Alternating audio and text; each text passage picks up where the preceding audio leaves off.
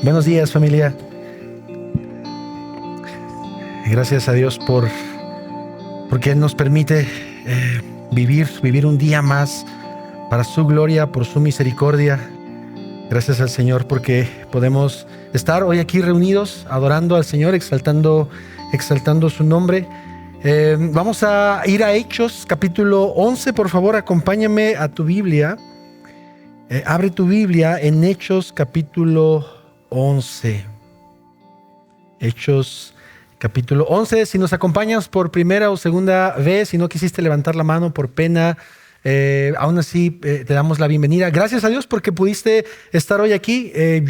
Creemos definitivamente que es la gracia de Dios la que te permite estar aquí, ya sea que tus padres, tus amigos, algún familiar te haya invitado y tal vez sentiste la obligación porque ya te estuvo molestando varias veces que vinieras y entonces ya le hiciste pues caso para que te deje de molestar. Aún así, gracias a Dios porque puedes escuchar la palabra del Señor y podemos aprender juntos. Así que hoy vamos a estar meditando en un pasaje de Hechos, capítulo 11, versículos del 19 hasta el versículo 30. Es decir, vamos a terminar Hechos, capítulo 11.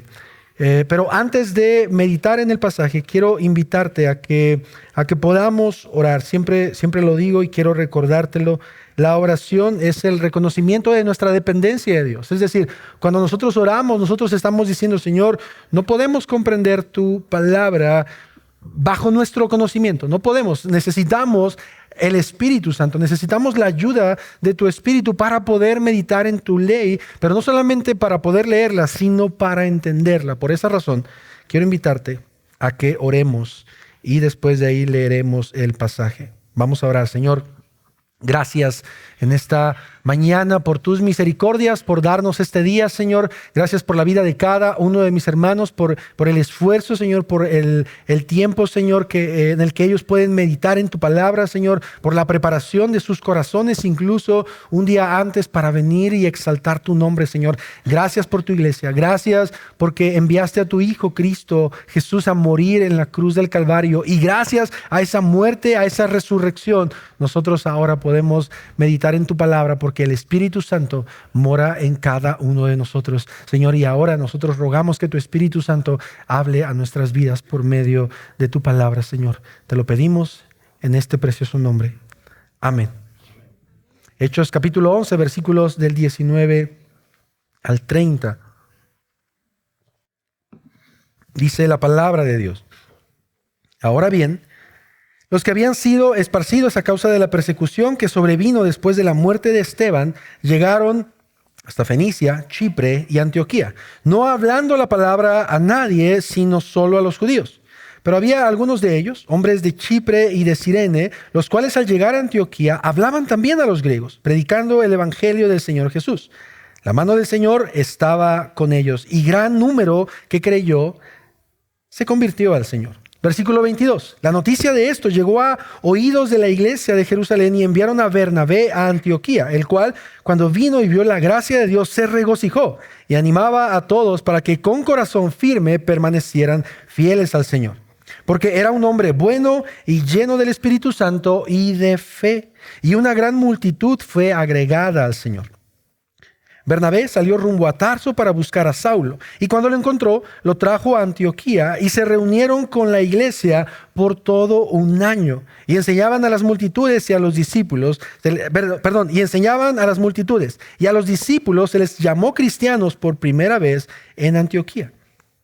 Por aquellos días unos profetas descendieron de Jerusalén a Antioquía, y levantándose uno de ellos, llamado Agabo, daba a entender por el Espíritu Santo que ciertamente habría una gran hambre en toda la tierra. Y esto ocurrió durante el reinado del emperador Claudio. Los discípulos, conforme a lo que cada uno tenía, determinaron enviar una ayuda a los hermanos que habitaban en Judea, y así lo hicieron, mandándola a los ancianos por mano de Bernabé y de Saulo.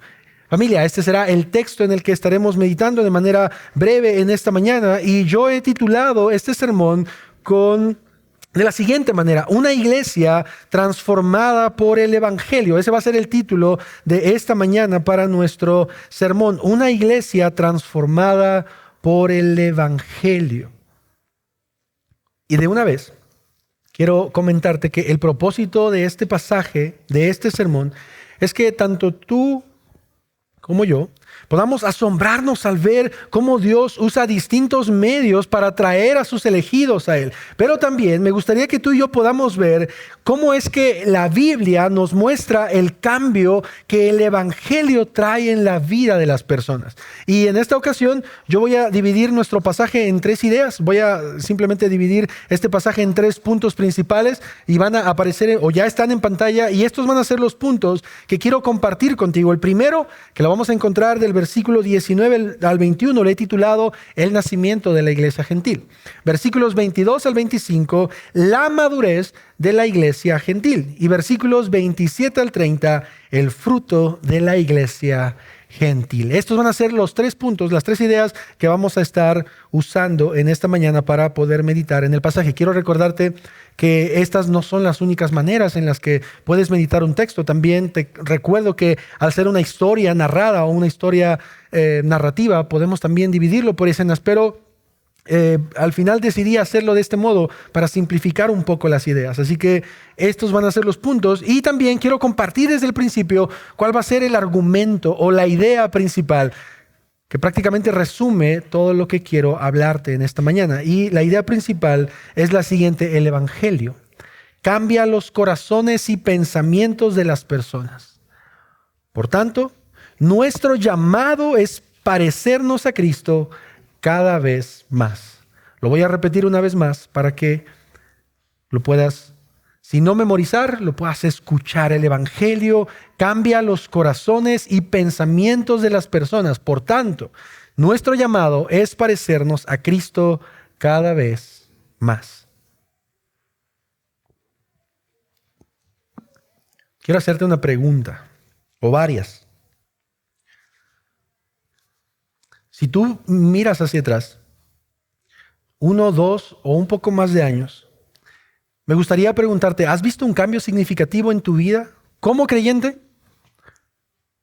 Tal vez no pensando un poco en el tema laboral, no pensando en el tema económico, de familia, si estás casado y antes no lo estabas. No, hablando en el sentido espiritual, como creyente. 1, 2 o un poco más de años hacia atrás, ¿has visto un cambio significativo en tu vida? Es decir, tú mismo ¿has visto cómo ha habido madurez en tus pensamientos y en tu comportamiento? O tal vez personas alrededor de ti, hermanos, amigos, familiares que no son cristianos, te han comentado, oye, he visto que has cambiado. Antes hacías esto y ahora no. ¿Te ha pasado?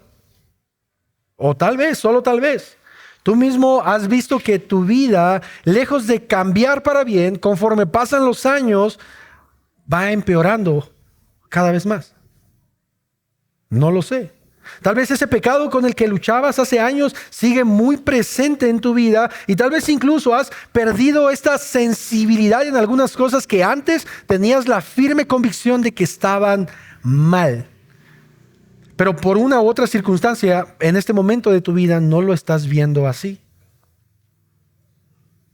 No tienes que responderme, pero de eso me gustaría que habláramos el día de hoy. Cómo el Evangelio, de acuerdo al pasaje de Hechos, capítulo 11, versículo del 19 al 30, nos muestra que trae un cambio en el corazón y en el pensamiento de las personas, al grado de que incluso otros los reconozcan de otra manera. Que ya no los vean como antes los veían. Así que ve conmigo, por favor, al versículo 19 al 21. Vamos a abordar el primer punto desde este momento, el cual, como lo mencioné hace un momento, lo titulé El nacimiento de la iglesia gentil. Y vamos a leer una vez más, porque no son tantos versículos los que vamos a leer en este momento. Versículo del 19 al 21. Ahora bien, los que habían sido esparcidos a causa de la persecución que sobrevino después de la muerte de Esteban, llegaron hasta Fenicia, Chipre y Antioquía, no hablando la palabra a nadie, sino solo a los judíos. Pero había algunos de ellos, hombres de Chipre y de Cirene, los cuales al llegar a Antioquía hablaban también a los griegos, predicando el evangelio del Señor Jesús. Versículo 21, la mano del Señor estaba con ellos, y gran número que creyó se convirtió al Señor. Durante los últimos capítulos de Hechos hemos estado viendo, si lo recuerdas, varias conversiones y específicamente estuvimos hablando de conversión de multitud de personas, pero también en los últimos capítulos, si recuerdas, hemos estado viendo conversiones individuales que a mi parecer han marcado la historia del cristianismo. Si recuerdas, en Hechos capítulo 8 vimos cómo la iglesia comienza a ser perseguida. Es más, lo que estamos viendo en Hechos capítulo 11 es como un retroceso a Hechos capítulo 8. La iglesia está siendo perseguida y Pablo es uno de estos perseguidores. Y debido a eso dice la palabra de Dios que los creyentes que estaban en Jerusalén son esparcidos por diferentes regiones. Y ahí en Hechos capítulo 8 es en donde vemos cómo el evangelio le es predicado a los gentiles. ¿Recuerdas? Antes de Hechos capítulo 8 vemos que la iglesia permanecía en Jerusalén. Incluso ese fue uno de los mandatos de Jesús al principio en Hechos capítulo 1. No salgan de Jerusalén hasta que venga el Espíritu Santo. Pero después en Hechos capítulo 8 vemos que cuando la iglesia es perseguida, entonces los discípulos y los diáconos salen y predican el evangelio. Estuvimos viendo un nombre de un hombre que aparece en Hechos capítulo 8, Felipe. Él sale de Jerusalén y comienza a predicar en Samaria y vemos que su predicación transforma a cientos de personas, si no es que a miles. Después de eso vemos cómo este mismo hombre le presenta el evangelio a un etíope eunuco. ¿Cierto? Hechos capítulo 9 nos muestra la conversión de ¿quién? Del apóstol Pablo. En este capítulo de Hechos 9, al mismo tiempo también vemos cómo Pedro sigue predicando el evangelio a diferentes pueblos gentiles. Pero no solo eso. Vemos que en Hechos capítulo 10, Pedro se reúne con un hombre llamado Cornelio y junto con toda su casa, cree en el evangelio, lo que provoca que el Espíritu Santo venga sobre los gentiles. Lo que sin duda trae controversia, y eso fue lo que vimos hace 8 días con Julio cuando nos predicó. Hechos capítulo 11, el inicio de los primeros versículos, los judíos cristianos que estaban a favor de la circuncisión se enojaron con Pedro. ¿Por qué te metiste a casa de incircuncisos? Tú no debías meterte y hablar con y mucho menos comer con ellos. Pero Pedro les muestra lo que el Espíritu Santo había hecho en la vida de estas personas. Y los judíos que se habían convertido al cristianismo estaban entendiendo poco a poco que la salvación no solamente era para los judíos, sino para todo aquel que invoque el nombre del Señor. Y en Hechos capítulo 11, familia, precisamente eso es lo que estamos viendo. De acuerdo a nuestro texto, quiero que puedas ver el pasaje, que tengas tu Biblia abierta. De acuerdo a nuestro texto, Lucas nos dice que muchos judíos que habían salido de Jerusalén, es decir, Hechos capítulo 8, llegaron a diferentes ciudades, a Fenicia, a Chipre y a Antioquía. Estas ciudades eran ciudades gentiles y específicamente Antioquía era una ciudad muy importante. Incluso durante un buen tiempo en la antigüedad fue tratada o pensada de la misma importancia que Roma. Era una ciudad muy importante, económicamente hablando. Y nuestro texto nos está diciendo que estos judíos que habían creído en el evangelio, pero habían sido esparcidos, comenzaron a llegar a estas ciudades. Ahora, pasa algo bastante interesante, y es lo siguiente: estos cristianos no predicaron el evangelio a gentiles. ¿Te das cuenta? Dice la palabra, solo le predicaron ¿a quién? A sus compatriotas, a los judíos. Y en realidad esto tiene bastante sentido si tú y yo recordamos Hechos capítulo 11, los primeros versículos. ¿Por qué? Porque los judíos aún no habían quitado de su pensamiento la idea de que el evangelio era para todos. Es decir, los judíos buscaban solo a compatriotas, a hermanos judíos, para darles las buenas nuevas de salvación. No hablaban con los incircuncisos, solo con sus compatriotas judíos. Pero la buena noticia es que en medio de esta persecución podemos ver que en medio de toda esa bola de creyentes que fueron esparcidos en Hechos capítulo 8, también había personas que se les conocía como judíos helenistas. ¿Recuerdas ese término? Lo vimos en Hechos capítulo 6. ¿Qué significa este término? Un judío helenista significa que eran hombres o mujeres de padres judíos, pero que habían nacido ¿en dónde? En diferentes lugares, en diferentes pueblos gentiles. Es decir, eran hijos de judíos, que los hacía judíos, pero que habían nacido en Chipre, en Antioquía, en diferentes pueblos. Y dice la palabra que estos hombres y mujeres seguramente, cuando fueron sacados de Jerusalén a causa de la persecución, ellos no tuvieron problema en comenzar a predicar el evangelio. ¿Por qué? Porque ellos estaban acostumbrados. No sé si recuerdas, pero Hechos capítulo 2 nos menciona que en el día de Pentecostés no solamente había judíos nativos, también por la fiesta de Pentecostés llegaron judíos helenistas, es decir, personas que habían nacido en otro lugar, pero que querían celebrar la fiesta de Pentecostés. Se les fue predicado el evangelio, recibieron el Espíritu Santo y decidieron quedarse un buen tiempo ahí. ¿Por qué? Porque estaban siendo discipulados, estaban siendo enseñados por los apóstoles. Pero cuando fueron esparcidos, regresaron a sus tierras. Y eso es algo increíble si lo pensamos, porque estas personas no tenían problema en predicarle a los gentiles, porque estaban acostumbrados a convivir con ellos, habían nacido en esas tierras. Y si bien tenían las tradiciones de los judíos, ellos tal vez no tenían este mismo pensamiento sobre no hablarles el evangelio a los gentiles. Y esto es lo que estamos viendo aquí. Ellos predican el evangelio. Dice la palabra del Señor, como resultado de eso, ¿qué es lo que pasa? Un gran número se convierte al Señor.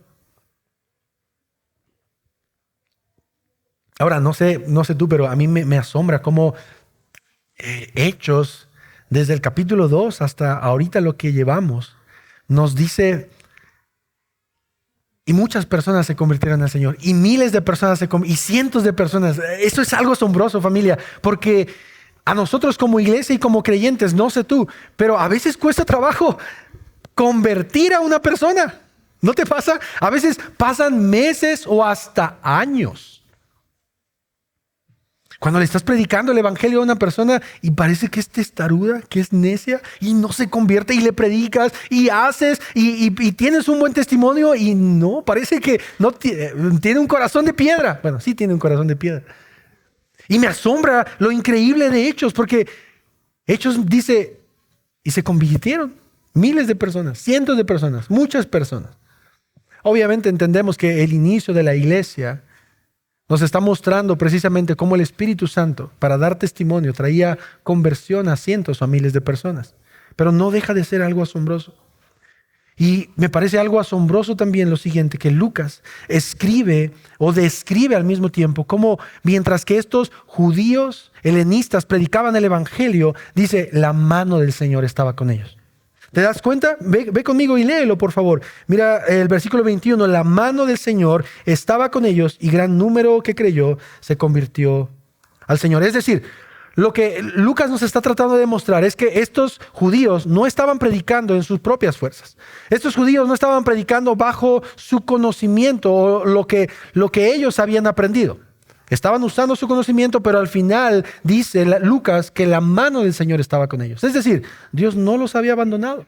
Él estaba aún con la iglesia esparcida. Aún cuando la iglesia estaba sufriendo, aún cuando la iglesia había perdido todo. Piensa en esto. A veces son cosas que dejamos a un lado, pero piensa en los judíos que vivían en Jerusalén y que la pasaron todo el tiempo ahí. Perdieron todo. Perdieron casas, perdieron propiedades, perdieron todo. Pero si no se iban, los mataban. Y en medio de todo esto, en medio de esta huida que ellos tuvieron, dice Hechos, la mano del Señor estaba con ellos. Y esto me hizo pensar un poco, familia, y quiero que tú y yo podamos meditar, porque en muchas ocasiones varias cosas pueden venir a nuestra vida, varias cosas pueden afligir nuestro corazón, pérdidas, no solamente familiares, económicas, de diferentes situaciones o circunstancias. Y lo que la palabra del Señor está diciendo es, la mano del Señor está con nosotros. Y eso es algo que debe traer esperanza a nuestra vida. Y eso es lo que traía esperanza a la iglesia de Hechos. Porque ellos no estaban hablando en sus propias fuerzas. La mano del Señor estaba con ellos. Cuando tú y yo predicamos el Evangelio, le hablamos a alguien, no sé si te pase, pero a veces puede haber temor en nuestros corazones. Porque la gente puede tacharnos de ignorantes, porque puedes pensar, es que, ¿cómo era Juan 3:16? ¿Qué dice Juan? No me acuerdo. Puedes pensar, ¿no? Es que solo me sé o ni siquiera me sé el pasaje. Y tal vez puedas pensar, es que no le puedo hablar a la persona porque no sé mucho de Biblia. Recuerda esto conmigo, es la mano del Señor. Es la mano del Señor. Y al mismo tiempo, sin contradecirme, y la Biblia tampoco lo hace, debemos reconocer que necesitamos estudiar y aprender. Necesitamos discipularnos y leer. Y esta es precisamente la segunda idea que quiero tratar contigo. Recuerda, la primera idea es la conversión de la iglesia gentil. Los judíos son esparcidos, van a diferentes pueblos, a diferentes lugares, el evangelio es predicado y comienza la primera iglesia en forma gentil. La primera iglesia compuesta por gentiles. Y mira, ahora versículo 22 al 25, quiero compartirte la segunda idea, la cual la he titulado La madurez de la iglesia gentil. La madurez de la iglesia gentil. Versículo 22, la noticia de esto llegó a oídos de la iglesia de Jerusalén y enviaron a Bernabé a Antioquía, el cual, cuando vino y vio la gracia de Dios, se regocijó y animaba a todos para que con corazón firme permanecieran fieles al Señor. Porque era un hombre, hay tres características que Lucas dice sobre Bernabé. Número 1, era un hombre bueno. Número 2, era un hombre lleno del Espíritu Santo. Y número 3, era un hombre lleno de fe. Y una gran multitud, de nuevo, fue agregada al Señor. Y la noticia de la conversión de muchos gentiles llegó a oídos de la iglesia de Jerusalén. Recordemos que no todos los cristianos habían abandonado Jerusalén. Estaba la iglesia ahí en Jerusalén. Incluso Hechos capítulo 8 dice que muchos abandonaron, excepto ¿quiénes? Los apóstoles. Y debemos recordar que si los apóstoles se quedaron en Jerusalén, es muy seguro que los apóstoles seguían predicando el evangelio. Y la iglesia permanecía ahí. Entonces, esta noticia de Antioquía llega a oídos de Jerusalén, a los ancianos, a los apóstoles, y para cerciorarse de que lo que había ocurrido estuviera bien y fuera bajo los principios de la Escritura, los ancianos mandan a Bernabé, a este hombre, el cual Lucas lo describe con varias cosas buenas.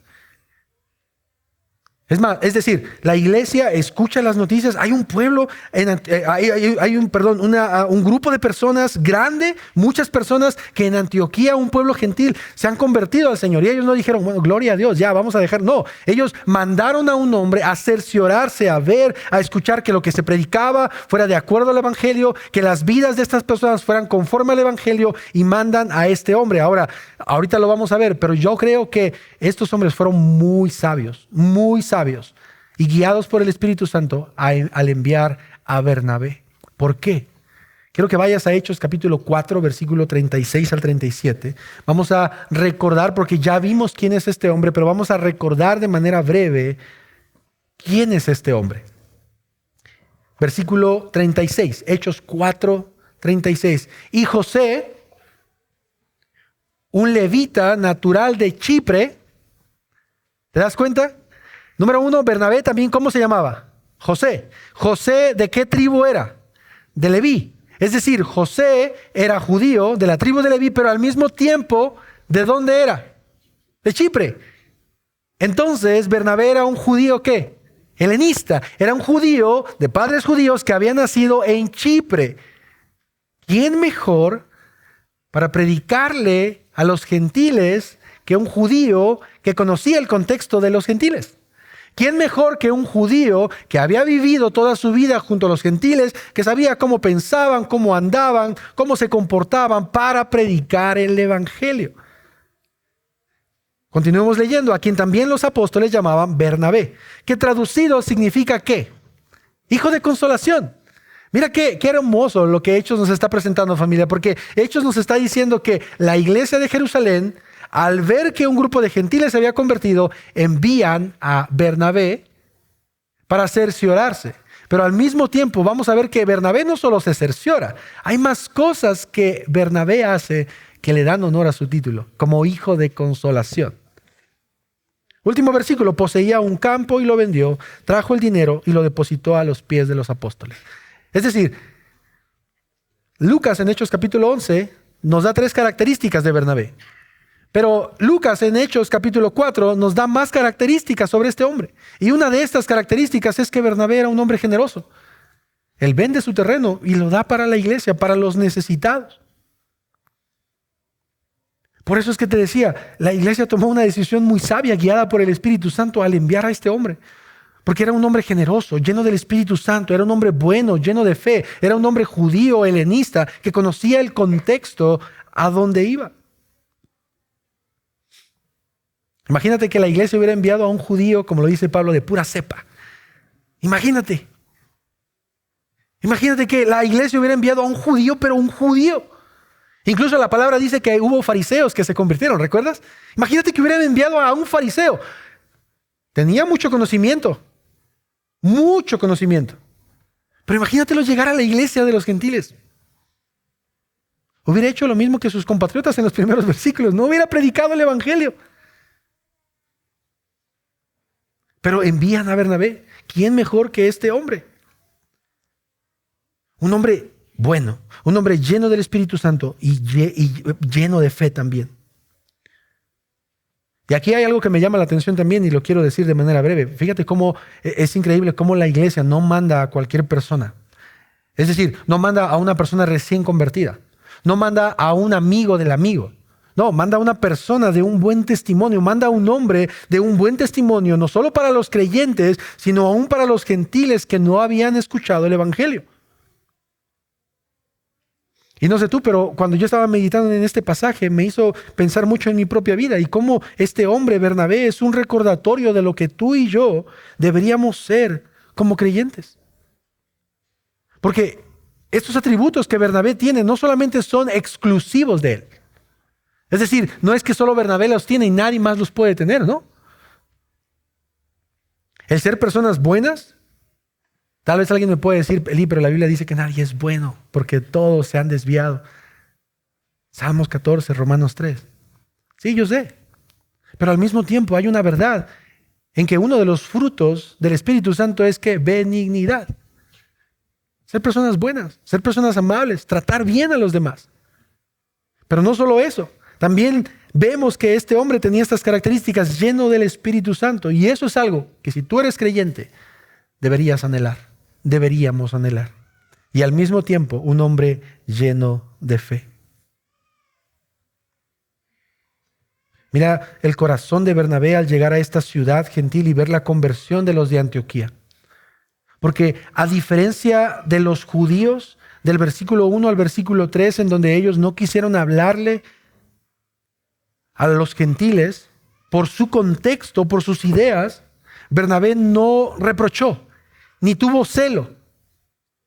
Tampoco se enojó al ver a los gentiles creyendo en el evangelio. No, este hombre reacciona de la manera que todo creyente deberíamos reaccionar cuando una persona escucha el evangelio y lo cree. Y léelo conmigo, por favor. Mira lo que dice. El versículo 23. El cual, cuando vino y vio la gracia de Dios, primero vimos que ¿qué? La mano de Dios estaba con esta iglesia. Y después vemos que la gracia de Dios está con la iglesia. Cuando él vio la gracia de Dios, ¿qué dice? Se enojó, se puso celoso, se rasgó las vestiduras porque dijo, ¿cómo es posible? No, dice la palabra, se regocijó. Y no solo eso, animaba a los demás o a todos para que con un corazón firme permanecieran fieles en el Señor.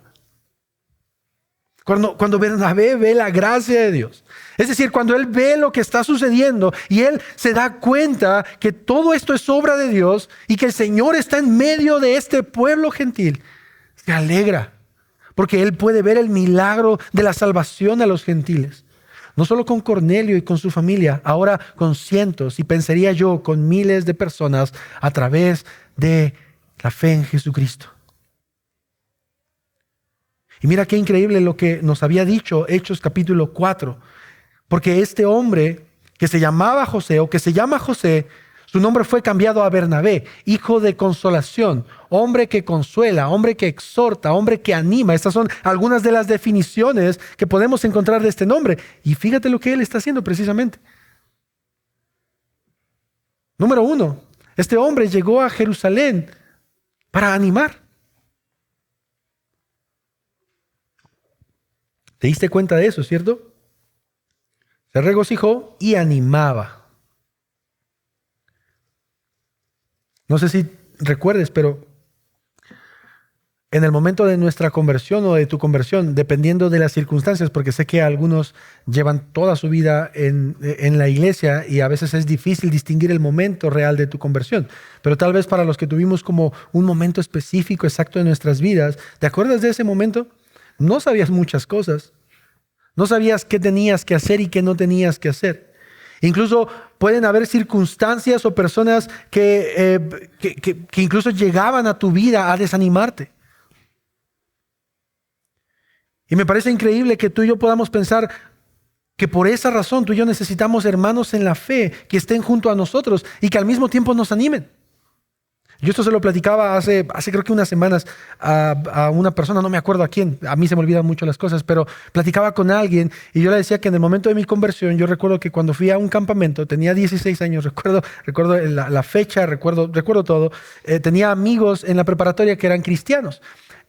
O se decían ser cristianos. Entonces yo fui a este campamento, creí en el Señor y cuando regreso yo siento un cambio bastante radical en mi vida y lo primero que hago es compartirle a mis amigos cristianos que el Señor me había salvado, porque yo ya los había escuchado a ellos de que eran cristianos y que tocaban en la iglesia. Entonces voy con ellos y les digo, el Señor me ha transformado. No sé cómo explicarlo, pero el Señor me ha transformado. ¿Y saben qué? Yo esperaba una palabra de ánimo de ellos, decir, échale ganas, esto se trata así, ¿sabes? Y no te voy a mentir.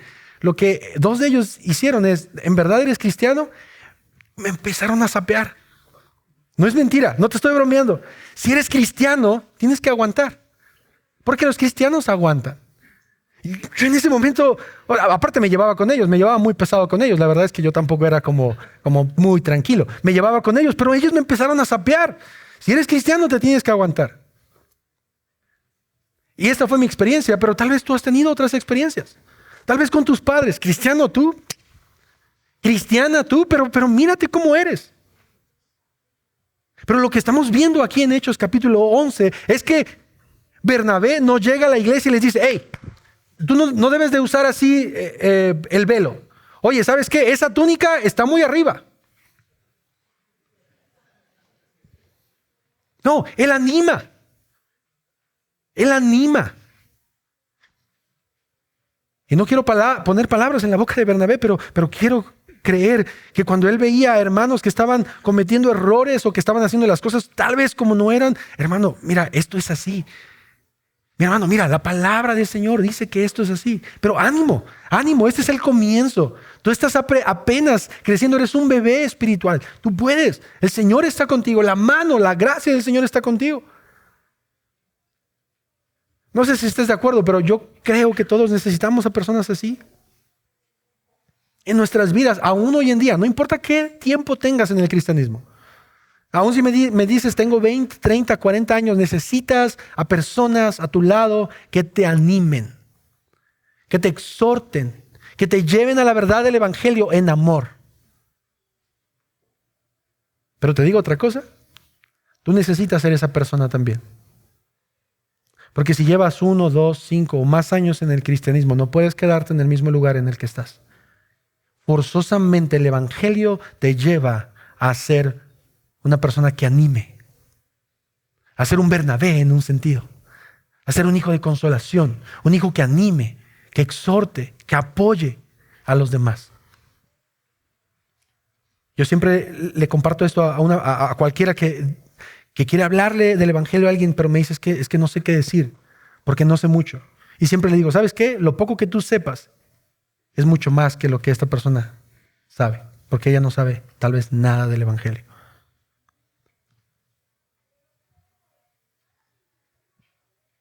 Necesitamos a hermanos en la fe que estén junto a nosotros, que nos animen, que nos apoyen, que nos corrijan, porque no lo sabemos todo. Y esto es precisamente lo que Bernabé estaba haciendo.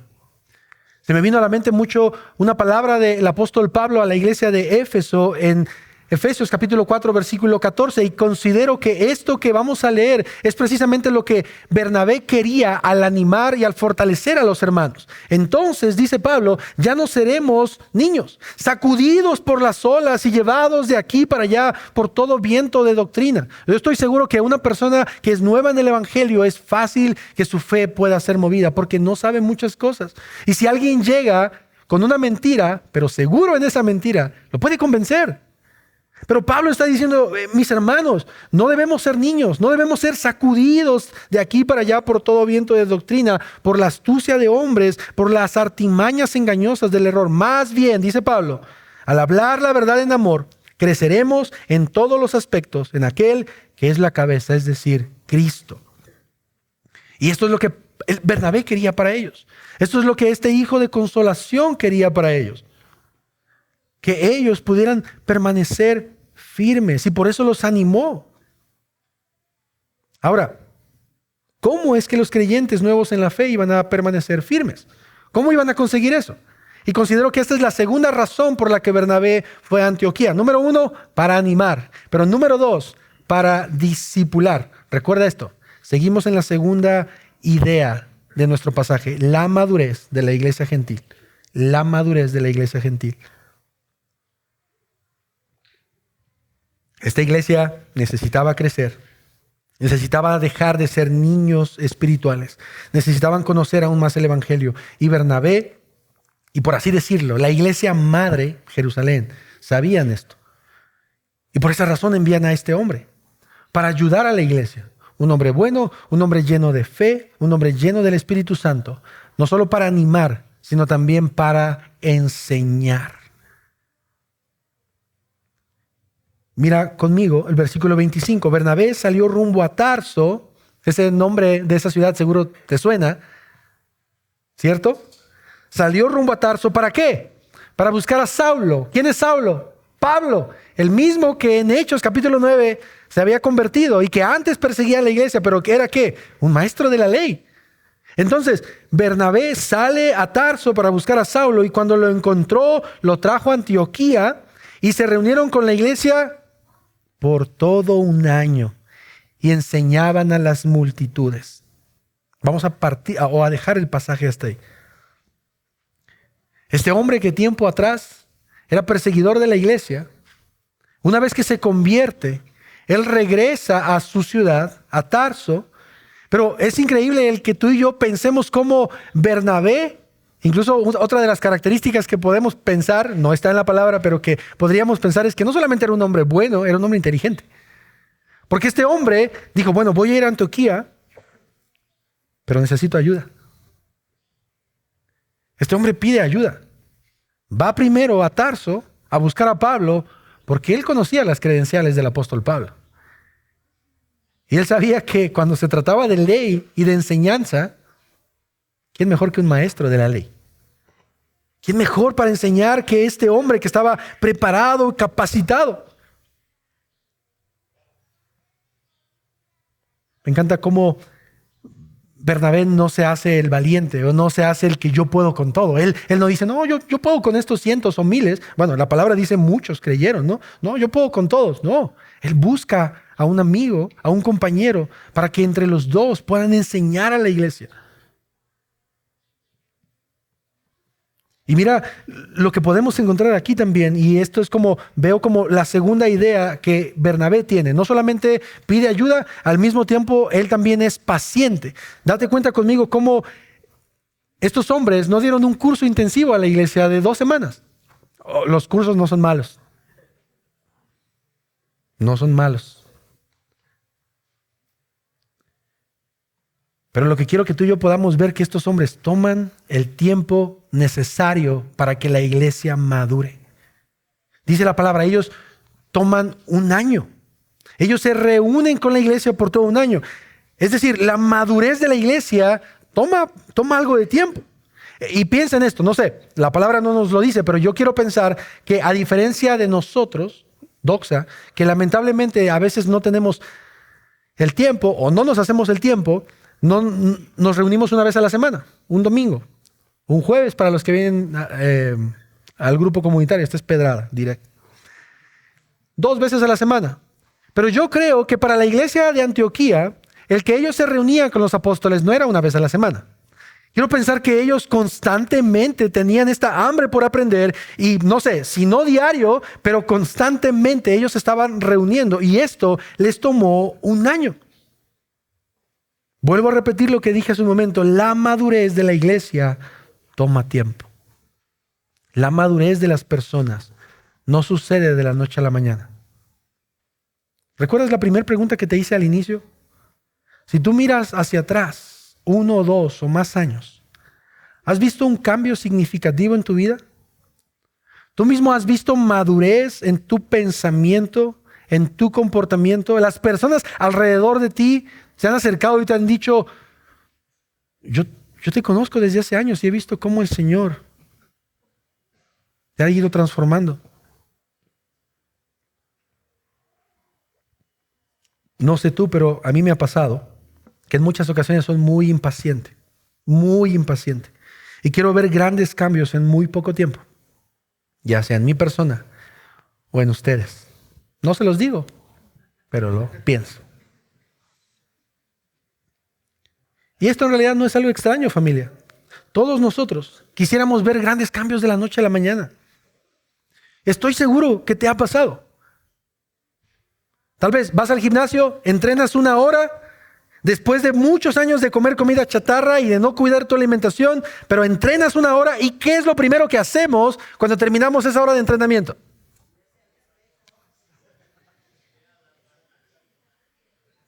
Ya se la saben. Nos paramos en un espejo. Nos vemos al espejo y comenzamos a hacer poses como si esa hora de ejercicio fuera a contrarrestar los años de mal cuidado que le hemos dado a nuestro cuerpo. O dejas de comer por 1 semana comida chatarra o comida que es poco saludable e inmediatamente, ¿qué es lo que hacemos? Buscar la cinta para medir o subirnos a una báscula para ver si ese día de ayuno ya tuvo efecto. Nos gustan las cosas fáciles, esa es la realidad. Las cosas lentas y que toman tiempo no nos agradan. Pero ¿sabes lo que podemos aprender de Hechos capítulo 11? Es que en este pasaje estamos viendo que Bernabé y Saulo no tienen prisa. Ellos no le están diciendo a la iglesia, a ver, apúrense a aprenderse estos versículos porque nos tenemos que ir a otro lugar. No. Ellos buscan que la iglesia madure en su fe porque querían que la iglesia pudiera permanecer firme. Y esto no es fácil. ¿Cuántas veces te has desanimado? ¿Cuántas veces has decaído? ¿Cuántas veces tu esperanza se ha visto por los suelos? La madurez no es fácil y toma tiempo. Y tenemos varios casos en la Escritura incluso que vemos de estos ejemplos, del tiempo que necesite tomar para que alguien sea maduro espiritualmente. Te voy a mencionar 3 rápidamente. 1, el caso de Jesús con sus discípulos. Él era Dios encarnado. ¿Por qué no les dio sabiduría nada más? ¿Por qué 3 años? Porque Él quería que sus discípulos fueran maduros. Y tú y yo conocemos el final. Al final de esos 3 años, ellos no habían madurado lo suficiente. Tenemos el caso del mismo Pablo. No sé si tú sepas, pero aproximadamente se cree que de Hechos capítulo 9 a Hechos capítulo 11, algunos comentaristas mencionan que pasaron aproximadamente 3 años. Es decir, el apóstol Pablo no se convierte e inmediatamente comienza a enseñar. Bueno, vemos que en Hechos 9 sí, comienza a hablar de su fe. Pero para enseñarle a esta iglesia gentil pasa un periodo de tiempo. Otro ejemplo se nos enseña precisamente en Hechos capítulo 18. Cuando Pablo va a Corinto, a la iglesia de Corinto, con los gentiles, él pasa 1 año y medio con ellos. Y los está capacitando y enseñando. ¿A qué voy con todo esto, familia? La madurez toma tiempo. El crecimiento en el Señor no sucede de la noche a la mañana. Así que aquí yo quiero animarte. Quiero hacer el papel de Bernabé en algún sentido. Ten paciencia. Por favor, ten paciencia y confía en el Señor. Tal vez tú no puedas ver cambios significativos en tu vida en este momento, pero ten paciencia y confía en el Señor, porque tus tiempos no son los tiempos de Dios. Y si tú eres un creyente que ha nacido de nuevo y que tiene el Espíritu Santo, ten la confianza. El que comenzó la buena obra en ti, la finalizará hasta el día de Jesucristo.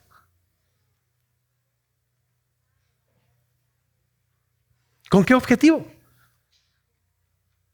Creo que el mismo texto también nos lo muestra de alguna manera. Y esta es la tercera razón que yo veo que Bernabé tiene en mente. Número uno, lo vimos hace un momento, no solamente él busca ayuda, él es paciente, pero ahora él quiere ver un cambio en las personas. Y esto es lo que vemos en el versículo 26. Vamos a leerlo por completo. Cuando Bernabé encontró a Pablo, lo trajo a Antioquía, se reunieron con la iglesia por un año, ellos enseñaban a las multitudes. ¿Y qué pasó? Y a los discípulos se les llamó cristianos por primera vez en Antioquía. Mira lo que estamos viendo, familia. Después de un tiempo, las personas gentiles de Antioquía comenzaron a ver algo distinto en los discípulos, al punto de ponerles un sobrenombre que en ese momento era despectivo para ellos. No sé si tú lo sabías, pero el término cristiano no era como algo bonito para los cristianos. Era un término despectivo, un término que incluso solo aparece 3 veces en el Nuevo Testamento, y que este término puede significar lo siguiente: cristiano, Cristos o Cristo o Mesías, y anos o ianos, que es pertenencia o esclavos. Es decir, cuando los gentiles veían a sus compatriotas que ellos se comportaban diferente, hablaban diferente, actuaban diferente, estos pertenecen a su Mesías. Estos son esclavos, son propiedad de uno que se llamó Cristo. No era algo bonito. El término cristiano no era algo bonito, era algo despectivo. Pero los gentiles estaban viendo algo en los creyentes. Porque ya no vivían como antes. Ahora hablaban como Cristo, vivían como Cristo, se comportaban como Cristo. Es decir, el discipulado de Bernabé y de Pablo tuvo su resultado. ¿Te das cuenta? Tuvo un fruto. La iglesia no solamente había creído en el Evangelio, la iglesia también estaba madurando y comportándose de acuerdo al Evangelio. No sé si recuerdes la idea central, pero quiero compartirla una vez más contigo. El Evangelio cambia los corazones y pensamientos de las personas. Por tanto, nuestro llamado es parecernos a Cristo cada vez más. Sé que a Diego y a Julio les pasa, pero para mí una de las satisfacciones más grandes como pastor es precisamente ver cómo el Evangelio transforma los corazones de cada uno de ustedes con el paso del tiempo. Yo se lo he dicho en algunas ocasiones a algunos hermanos, voy a poner un ejemplo de la oración de los lunes. Me encanta pensar cómo años atrás, varios de estos hermanos que comenzaban a reunirse me escribían por privado y me decían: oye, Eli, yo quiero entrar a la oración, pero la verdad es que no sé cómo orar. No me pongas a orar, por favor. Me da pena orar, no sé qué decir, puedo regarla. Y yo le ponía: ni modo. Decía: sí, no te preocupes, no pasa nada. Pero ¿sabes qué? Meses o años después, yo puedo ver a estas mismas personas que cuando alguien necesita una oración, ellos están levantando la mano. Y ellos dicen: yo quiero orar, ¿puedo orar? ¿Sabes qué? Eso es el Espíritu Santo y esa es la transformación del Evangelio. Nada más. No es la capacidad, no es el que solo escucharon y están repitiendo, no. Es el Señor el que está haciendo la obra. Y esa es una satisfacción para nosotros como pastores, el ver cómo el Evangelio está trayendo un fruto. Y para terminar, como última idea. Primera idea, el nacimiento de la iglesia gentil, la madurez de la iglesia gentil, el fruto de la iglesia gentil. No te preocupes, este punto es bastante breve. El fruto de la iglesia gentil, versículos 27 al 30. Por aquellos días unos profetas descendieron de Jerusalén a Antioquía, y levantándose uno de ellos, llamado Agabo, daba a entender por el Espíritu Santo que ciertamente habría una gran hambre en toda la tierra. Y esto ocurrió durante el reinado del emperador Claudio. Los discípulos, ¿qué discípulos? Los de Antioquía. Los que se habían convertido, los que habían madurado y ahora los que se les llamaba cristianos. Los discípulos, conforme a lo que cada uno tenía, determinaron enviar ayuda a los hermanos que habitaban en Judea, es decir, a la iglesia de Jerusalén y a su alrededor. Y así lo hicieron, mandándola a los ancianos por mano de Bernabé y de Saulo. Esta hambruna que Hechos capítulo 11 nos está presentando está registrada incluso por historiadores no cristianos, por historiadores judíos. Y esto fue algo real, familia, y fue algo de mucha dificultad, no solo para la iglesia, para todos los pueblos. Este profeta, por medio del Espíritu Santo, comienza a advertir a los creyentes lo que vendrá. Ahora, déjame preguntarte algo. Si esto ocurriera hoy en día, piénsalo un poco. Si se nos avisara que dentro de poco habrá una hambruna o que, de acuerdo a nuestro contexto, la economía pronto va a colapsar y algo terrible va a venir a nuestro país, ¿qué es lo primero en lo que pensarías tú?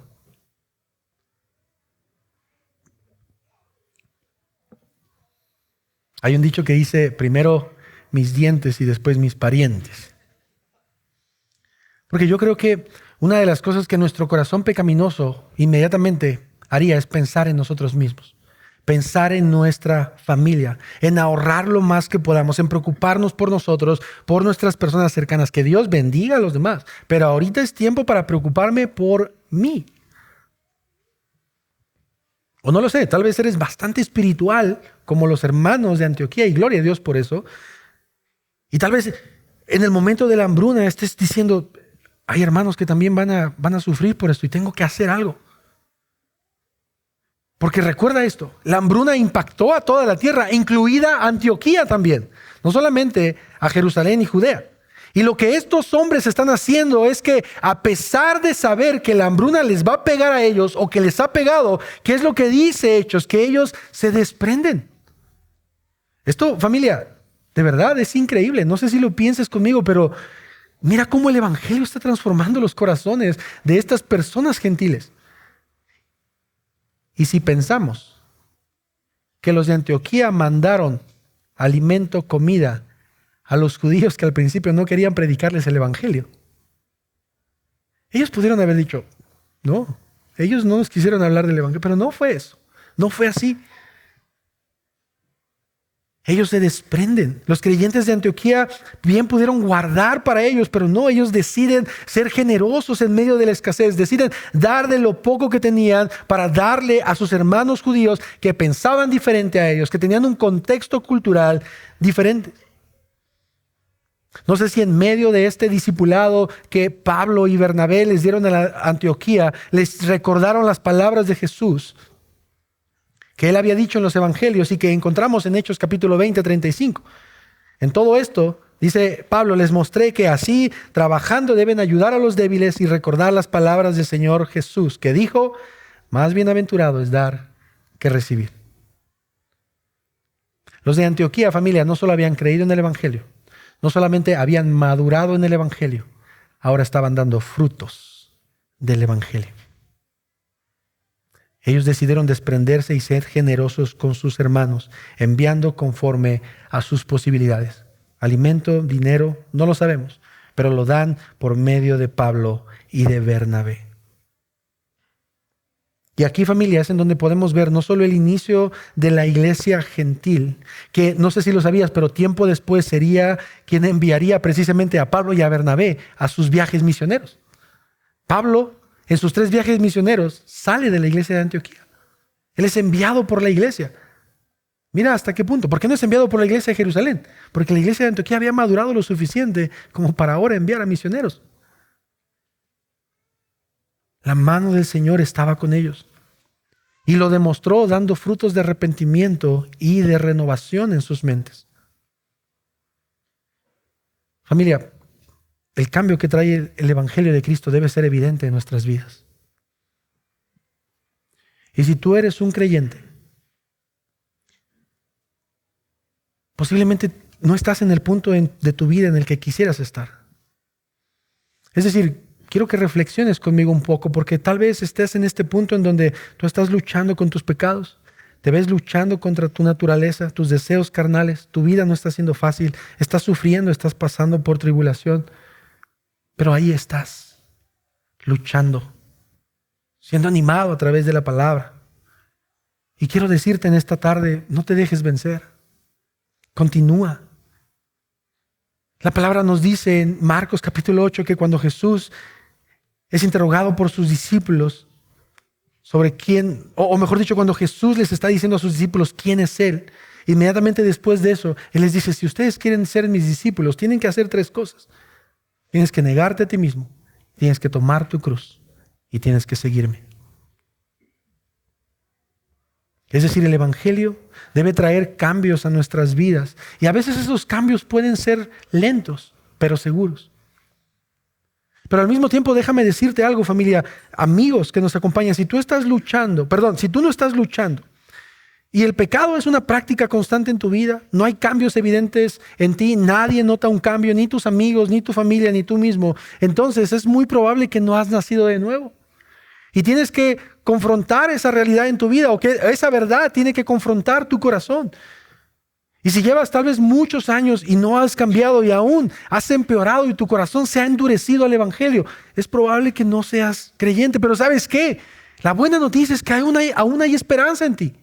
Aún hay esperanza para ti, porque el Evangelio, el mensaje que se le predicó a los gentiles de Antioquía, es el mismo que necesitas escuchar tú.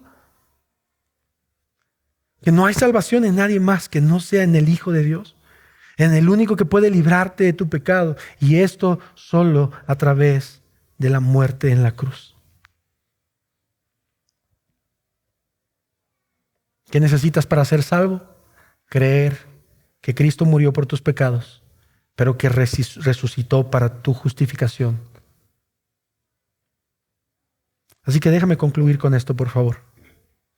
Algunas cosas prácticas que yo puedo ver en este pasaje de Hechos 11 es que nuestra vida debería ser y debe ser una vida de testimonio de verdaderos creyentes, al punto en el que otras personas puedan identificarnos como diferentes a ellos, no por nuestros esfuerzos, sino por la gracia de Dios. Pero al mismo tiempo, algo que nos enseña la iglesia de Antioquía y que podemos nosotros aprender también, es que nosotros también debemos madurar en nuestra fe. No consideres que estás en el punto más alto de tu fe, nunca lo hagas. No consideres que estés firme. De hecho, Pablo dice, aquel que crea que esté firme, mire que no caiga. Ten cuidado de ti mismo. Siempre podemos aprender, siempre podemos crecer, siempre podemos ser corregidos. Y tercero, debemos dar frutos del Evangelio como los de Antioquía. Ellos no solo creen, no solo maduran, dan frutos. Y el fruto se ve en su generosidad. Ahora, no es la única forma, no. Hay muchos otros frutos que nosotros podemos ver en nuestras vidas. En Hechos 11 nos muestran uno bastante práctico. Déjame terminar con esta idea central. El Evangelio cambia los corazones y pensamientos de las personas. Por tanto, nuestro llamado es parecernos a Cristo cada vez más. Ponte de pie, familia, por favor.